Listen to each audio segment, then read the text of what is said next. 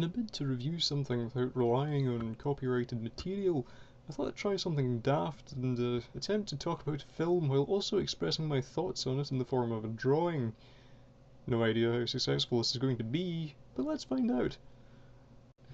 Berberian Sound Studio stars Toby Jones as Gilderoy, a stuffy English sound engineer who inexplicably ends up working post-production on a lurid Italian horror film during the 1970s.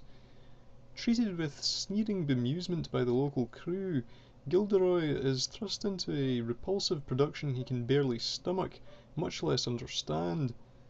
Yet, with his paycheck hanging in the balance, he can only plod doggedly onwards, gradually becoming absorbed into this dark, synth-heavy world until the distinction between reality and the on-screen atrocity finally breaks down. It's been suggested already that this film is the anti-horror. The wonderfully titled Equestrian Vortex that the team are working on is never even glimpsed beyond its opening credits. What we have here is a film about the production of shocks, Gilderoy recording the sound of his blender to double as a chainsaw, actresses struggling to get the perfect scream, the technicians smashing up fruit to suggest God knows what. Underneath all this though, I think there's actually quite a traditional horror story as we follow Gilderoy's descent into this peculiar modern hell. The cast is uniformly excellent, but Toby Jones does a fantastic job in the lead role here, imbuing Gilderoy with a wretched innocence that stops him coming across as the caricaturish outsider. Cosimo Fusco also deserves honourable mention as the acidic producer apparently standing between Gilderoy and his wages. Despite its fantastically dark and claustrophobic setting, we never want to see the outside world. The film also picks up a few welcome shafts of black humour from the supporting cast.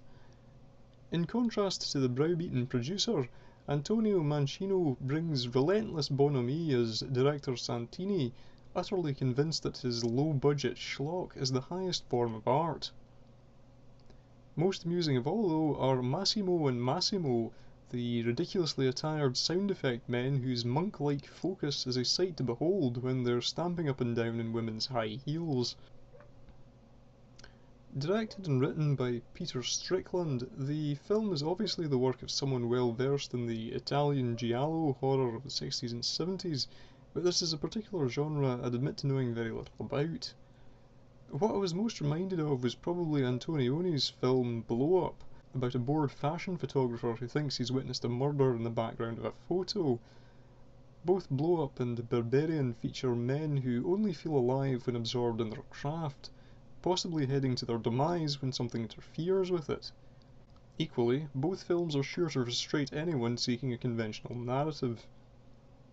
If the showing I went to was anything to go by, the final act really seems to divide audiences. As Berberian becomes increasingly abstract and surreal, it does feel very self-indulgent compared to the relatively straightforward first half. Although it didn't bother me too much, I can also understand the suggestion that the film needed a final flourish at the end. Nevertheless, I thought the film was a technical marvel that really crawls under the skin and manages to be every bit as unsettling as the images its protagonist is forced to sit through. I think it falls slightly short of being a classic, but it's a fascinating study of what goes on in the sound suite, and I've no doubt that Berberian Sound Studio will quickly attract a cult following. So there we go. If you like this as a review format, leave a comment and I might try it again sometime.